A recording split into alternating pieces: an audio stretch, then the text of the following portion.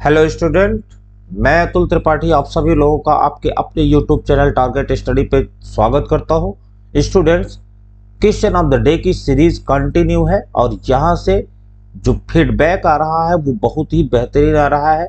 बच्चों का ये कहना है कि सर ये एक ऐसी सीरीज है जो पर डे हमको कुछ नया सिखा के जाती है।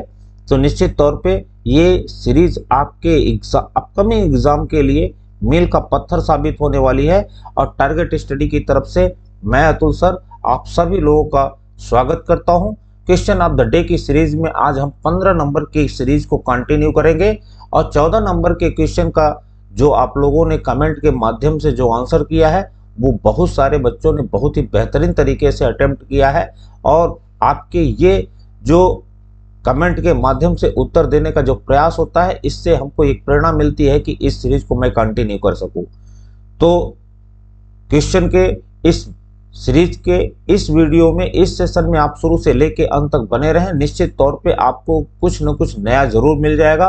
और सबसे पहले हम 14 नंबर के क्वेश्चन को जहाँ पे आपने आंसर किया है हम उसको देखेंगे। हमने 14 नंबर के क्वेश्चन में आपसे पूछा था कि one who does good to one's fellow man, अर्थात एक ऐसा व्यक्ति जो अपने साथी के लिए हमेशा अच्छा करता है उसे हम क्या कहते हैं? उसे हम फेलेस्टाइन कहते हैं या अपोक कहते हैं, फिलोलॉजिस्ट कहते हैं या फिलांथ्रोपिस्ट कहते हैं। निश्चित तौर पे ये चारों ऑप्शन आपके एग्जाम में कहीं ना कहीं पूछे गए हैं, इसलिए मैंने एग्जाम से रिलेटेड ही ऑप्शन को मेंटेन किया है।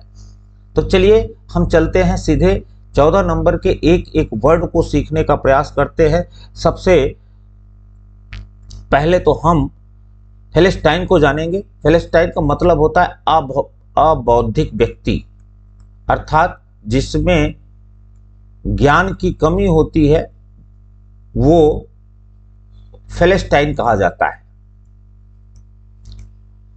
और इसे हम एक वर्ड से जान सकते हैं, लो ब्रो,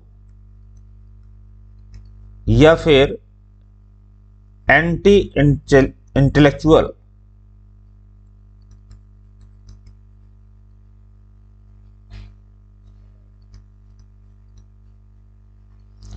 ये दोनों वर्ड भी आपके दिमाग में रहना चाहिए। फिलिस्टाइन का मतलब क्या हो गया? अबौद्धिक व्यक्ति जिसमें ज्ञान की कमी होती है, लोब्रो आप कह सकते हैं या एंटी इंटेलेक्चुअल कह सकते हैं, उसे हम फिलिस्टाइन कहते हैं।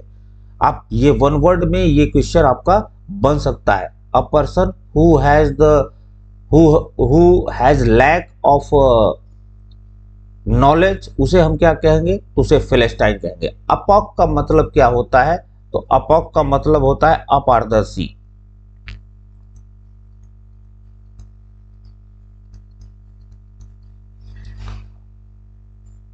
और इसे हम बोल सकते हैं अनइंटेलिजिबल। अपारदर्शी आप जानते हैं कि ये शब्द आपने अपारदर्शी तो आपने साइंस के अपने फिजिक्स वाले चैप्टर में पढ़ा ही है, तो यहाँ आप इंग्लिश के माध्यम से भी इसको जानते रहिए। तो अपोक का मतलब होता है अपारदर्शी, अनइंटेलिजिबल। फिलोलॉजिस्ट का मतलब क्या होता है? तो फिलोलॉजिस्ट का मतलब होता है भाषाविद। जो भाषा का ज्ञानी व्यक्ति होता है उसे हम बोलते हैं फिलोलॉजिस्ट। इसे हम क्या कह सकते हैं? वन हु हैज कमांड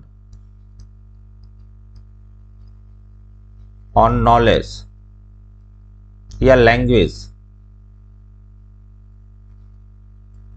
जो भाषा पे कमांड रखता है उसे हम बोलते हैं फिलोलॉजिस्ट। फिलांथ्रोपिस्ट का मतलब क्या होता है? फिल शब्द से ही आप ध्यान रखेंगे, फिल रूट वर्ड है और इसका मतलब होता है प्रेमी, अर्थात लवर। और एंथ्रोपिस्ट का मतलब क्या है? एंथ्रो का मतलब होता है ह्यूमन। एंथ्रो का मतलब क्या है? ह्यूमन। और फिल का मतलब क्या है? लवर, अर्थात मानव प्रेमी। मानव प्रेमी कह सकते हैं, परोपकारी कह सकते हैं। तो यहां एक और शब्द इसको लिए आप ध्यान रखेंगे, अल्ट्रुइस्ट। यहां मैं लिख देता हूं अल्ट्रुइस्ट। अच्छा सा शब्द है, निश्चित तौर पे एग्जाम से रिलेटेड है, आप यहाँ सीख सकते हैं।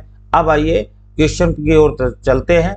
क्वेश्चन में कहा गया था one who does good to one's fellow man, एक ऐसा व्यक्ति जो अपने साथी के लिए हमेशा अच्छा करता है, उसे हम क्या कहेंगे?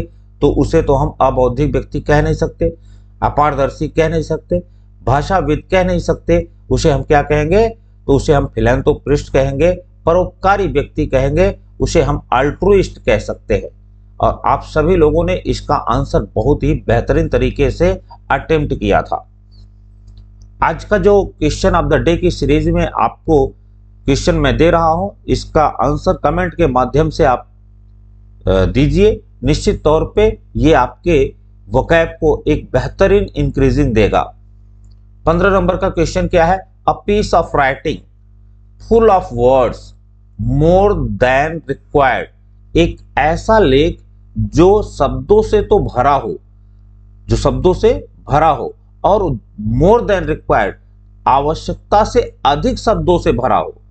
एक ऐसी राइटिंग जिसमें आवश्यकता से अधिक शब्दों का प्रयोग किया गया हो और उसमें शब्दों को डाला गया हो, उसे हम क्या कहते हैं?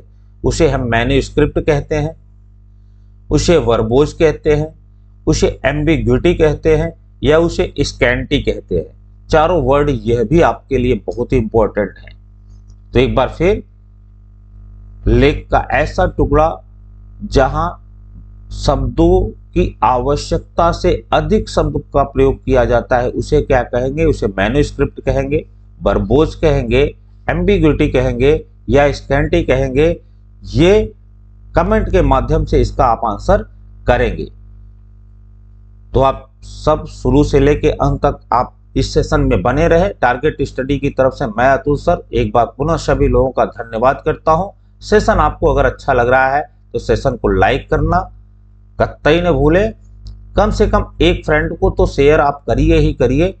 और यदि आप हमारे प्लेटफॉर्म पर नए हैं तो चैनल को सब्सक्राइब जरूर कर लें, क्योंकि यहाँ से जो सीरीज मिल रही है वो आपके एग्जाम के लिए बहुत ही बेहतरीन होगी। धन्यवाद।